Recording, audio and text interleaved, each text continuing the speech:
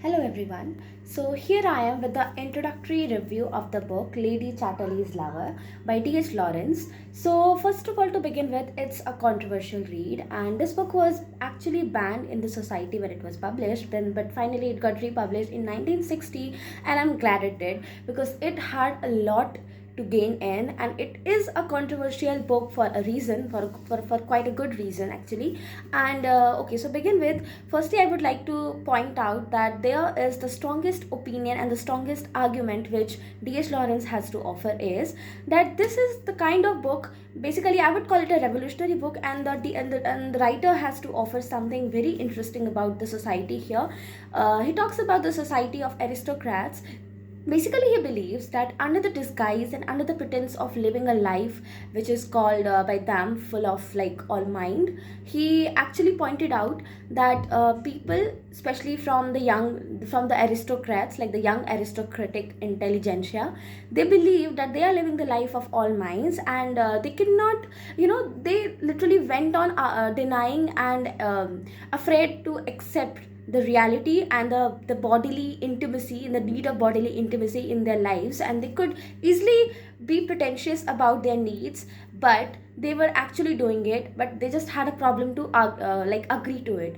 And this is what he pointed out, and this was so frowned upon in that time in the society, and hence this book got like banned. But I would just like, and people might have different opinions about this book, they could find it controversial, I do find it controversial, but they could find it negatively influensive. I find it important and a classic to read. That's what it is considered today, and it's a must read for literati. And I would say that, see, had it not been re-evaluated and reconsidered and rediscussed by the scholars and the literary society and writers, it would not have been republished in 1960. And that's what makes it debatable, and that's what makes it worth all the read and worth all the hype that it is by some scholars and some school of groups. It was considered, school of thoughts, it was considered as one of the greatest read of its time, where D.H. Lawrence has shown a connection between the sexuality and the connective and the creativity very deeply and very intense. And he actually argued everything, and he actually pointed out everything through the lens of a girl, a woman.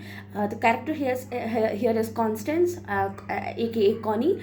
And I would not give you away all the details right now because I am just like 100 pages into the book, and I already got a gist of the upcoming scenarios and events. And I'm just totally loving it, and I would suggest you this book on the top, especially to the literature students, because if you are preparing for something something, what are you preparing for, then it is a must, because you are going to get asked a lot of questions on the classics like these, because these are so-called controversial yet revolutionary text of its times. And the books like these, which were frowned upon at once, now have become a must read for students, so, and for people in general.